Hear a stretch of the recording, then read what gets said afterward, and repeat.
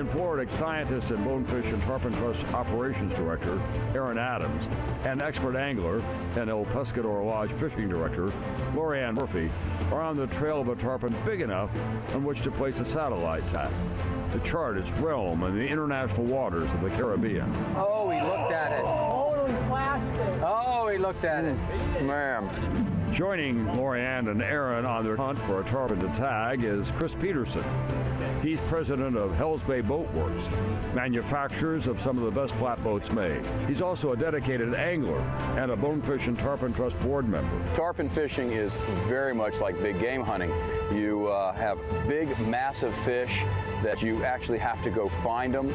You'll look at them. You watch the fish actually eat what you presented.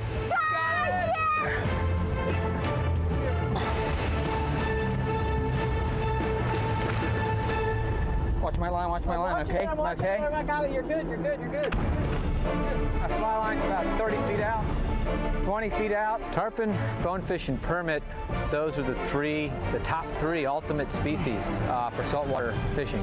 Whether it's fly or spin fishing with plugs or lures or with bait. We're seeing it. Line. Great.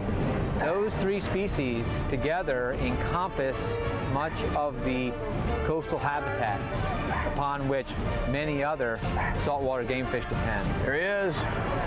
If we can protect those three fish, just by default, we will protect the habitats upon which all the other coastal economies and cultural aspects depend.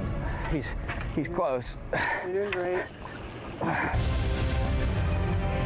There's still so much we don't know about these fish, and that's what also makes them really cool is to sit there and try to put together the pieces of the puzzle. More air, more air. The air flies right in the top center. Where they go today and why they're not here tomorrow, it's never the same, and that's the beauty and the addiction to tarpon. All right, here we go.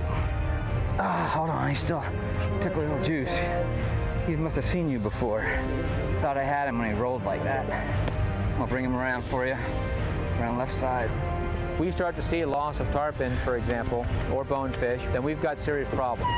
And our concern is that by the time we realize we have those problems, it's going to be too late. If we really hit those guys hard now, as far as habitat loss, we won't know that for another 10 years. And then it's going to take another 30 years of recovery, or habitat restoration, before we can fix it. So yeah, we're not only thinking about now, we're thinking about future generations of fishermen. All right. Got some DNA samples, so we're in good shape there with the science. Not big enough to put a satellite tag in, but that was perfect. Good now.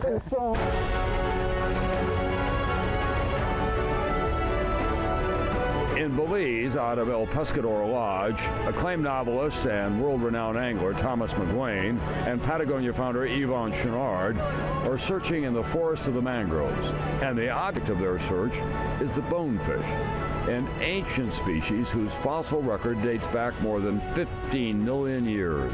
Are they coming to us now? Oh, I see. Where'd he go now? I've lost him. Eat and run. The fun never fades. Some of the flats I used to fish on now are barren of bonefish, because bonefish don't travel very much. It's the same schools of bonefish, and they're in the same areas generally. So, you know, each in our own way, we got to do something.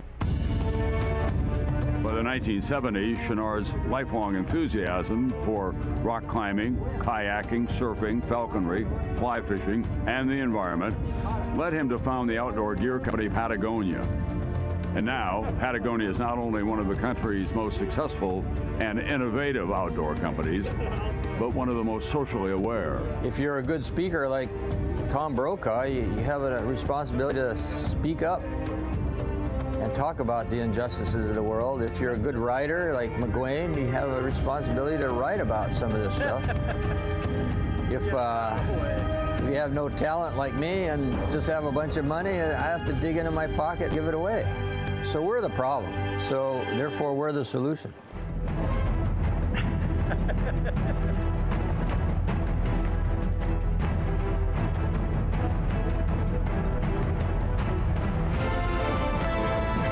The waters of Belize are prime hunting grounds for the silver fox we call the bonefish.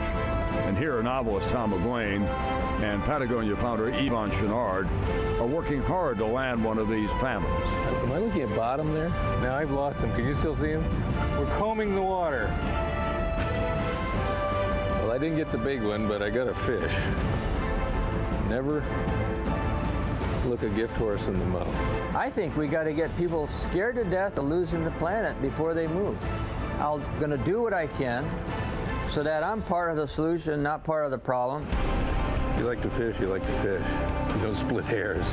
They all feel great. I mean, you guys can all do something in your own way, you know, with whatever resources you have. I happen to have the resources of this $350 million company behind me, and I'm using it. Let's just see if you can catch a bigger one. In Florida, marine biologist Aaron Adams and skilled angler Lorianne Murphy are out to find a tarpon big enough to tag. Adams has landed a tarpon, but it's not large enough to carry the satellite tag needed to map its mysterious habitat in the Caribbean, so they hunt on. Still coming right in. They're right here. Come on, eat it, eat it. Oh, You're right, right in there. front of him. Oh. Twitch it. Right there. He went down. You must have followed that fly for a solid 10 feet. Oh, I was going to jump on. He'd have been big enough to tag. Tarpon are never a gimme. There they go. Here, I'm just wrecked right now. I consider every time I'm tarpon fishing and when it all comes together, it's just a big, big, big gift. And no matter what, just the time on the water is just a lot of fun. A big tarpon has proven the ultimate saltwater challenge. This is something everyone from Aaron, Lorianne, Stu, Jerry, and Chris have long known. Now they gather at Tarpon Lodge to compare notes. Here we are talking about tarpon as trying to catch them on a hook and line. And we know a lot more about that than we know about the tarpon, what the tarpon are doing. You know, if you go to a more practical way of thinking about this problem, and I have you focus for a moment on the way that corporate America operates, and for any large industry, you know, 20% of the gross revenue is put back in for research and development.